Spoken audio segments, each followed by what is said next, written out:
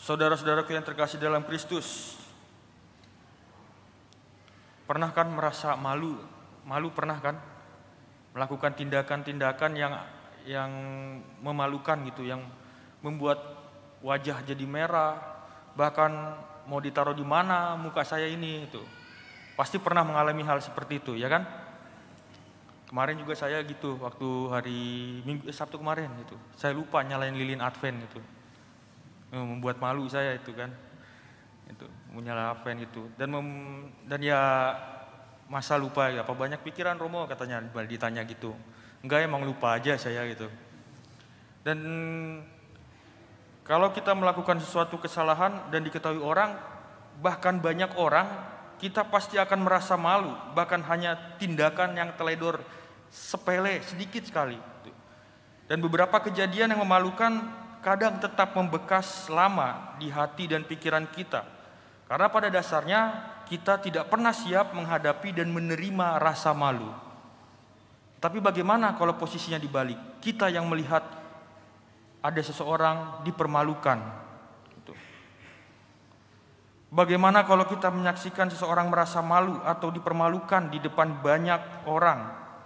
Bukan sekali dua kali, tetapi sering kita jumpai. Apalagi sekarang zamannya medsos ya, medsos. Sering sekali kita melihat orang dipermalukan di depan umum. Biasanya lama-kelamaan ya, kalau kita melihat satu orang dipermalukan terus-menerus, biasanya lama-kelamaan hati nurani kita mulai terusik. Harusnya seperti itu. Jangan malah ikut-ikutan jadi haters gitu, komen yang banyak gitu kan. Meskipun orang itu benar-benar salah dan pantas dihukum, kalau kita lihat mereka dipermalukan terus-menerus, pasti kita terusik. Kita berharap kejadian itu bahkan semoga segera berakhir dan berlalu bagi orang itu yang dipermalukan.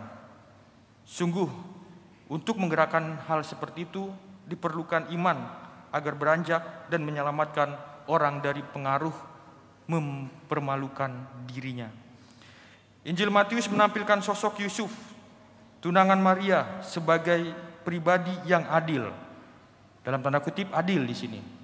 Tetapi di dalam Matius itu ditulisnya dikaios, tulus hati. Keadilan harus sebanding dengan tulus hati. Matius menuliskan itu bermaksud agar sifat adil itu persis adalah gambaran Allah dalam diri Yesus yang dikandung Maria. Hanya saja keadilan Allah berbeda dengan yang kita pikirkan atau tentang pandangan dunia saat ini. Adilnya Allah penuh dengan belas kasih, penuh dengan ketulusan. Maria mengandung sebelum hidup bersama dengan Yusuf. Dalam tradisi Yahudi hal ini sangatlah masalah besar. Karena Maria bisa dicemooh oleh banyak orang, bahkan dihukum mati. Yusuf tidak mau Maria dihukum mati. Dia adalah seorang yang tulus hati, seorang yang tahu apa itu keadilan menurut Allah. Di sini kita tahu bahwa Yusuf adalah sosok yang adil, sebab ia melakukan keadilannya, keadilan versi Allah, yaitu belas kasih. Ia diingatkan malaikat untuk tidak takut, untuk adil terhadap Maria. Belas kasih Allah adalah belas kasih dan tanggung jawab, bukan hukuman. Kalau dilihat secara hukuman, Maria pantas dihukum. Karena tidak tahu itu anak dari mana, bapaknya siapa ditanya nggak bakal ada yang tahu itu kan. Dan manusia pada saat zaman itu pasti tidak percaya begitu saja. Coba kalau di sekarang ada yang hamil tiba-tiba gitu kan, ada yang percaya itu dari Roh Kudus itu, nggak ada kan gitu. Pasti akan menjadi hukuman, akan mendapat hukuman orang itu, entah itu hukuman publik, cemoohan atau segala macamnya. Tetapi Yusuf bersikap adil. Sikap adil Yusuf ini adalah kemenangan belas kasih Allah atas pengadilan dunia dan agama. Kalau kita lihat saat-saat ini, agama di zaman kita bisa memperparah situasi seperti itu, memperparah situasi orang-orang yang rasa-rasanya kita lihat dipermalukan. Pengaruhnya banyak dalam kehidupan sehari-hari. Pembicaraan tentang seseorang yang tidak disukai bahkan cepat berkembang menjadi gosip yang menjatuhkan dan mencari-cari kesalahan orang, bagaimana dia bisa dipermalukan. Bahkan akhir-akhir ini orang makin berani dalam hal mempermalukan seseorang di depan publik. Dunia maya saat ini bukan lagi dunia yang privat, ya, bukan lagi dunia yang tidak bisa dilihat banyak orang, tapi dunia maya justru tempat di mana di situ publik hadir, di mana di situ orang-orang melihat kalau ada satu hal yang viral. Kadang kita menyindir dengan cara yang kasar, dengan menunjuk muka orang, kalau sekarang langsung di-chat akunnya. Padahal apa yang kita lakukan itu berdasarkan yang baru kita dengar saja, baru katanya. Entah berapa banyak muka memerah, hati panas yang sudah kita timbulkan, seakan-akan rasa malu orang lain adalah kepuasan hati kita. Itukah yang disebut dengan adil? Kalau ada orang berbuat kesalahan, kita harus cerca terus-menerus dengan ungkapan-ungkapan yang kasar. Seperti, wah saya puas kalau saya sudah mempermalukan orang itu. Kalau menuruti dunia, tindakan Ahas dalam bacaan pertama harusnya mendatangkan hukuman. Akan tetapi Tuhan masih mau mengingatkannya, mengingatkan Ahas melalui Yesaya. Bahkan ketika Ahas menolak tanda dari Tuhan, tetapi Yesaya tetap berkata dan mengingatkan bahwa tanda dari Tuhan akan tetap ada. Akan ada seseorang yang melahirkan Immanuel. Kalau kita lihat saat-saat ini, bahkan di tengah-tengah kejahatan manusia, porak-porandanya karakter hidup manusia, rencana Allah akan selalu tetap sama, yaitu menyelamatkan dengan belas kasih.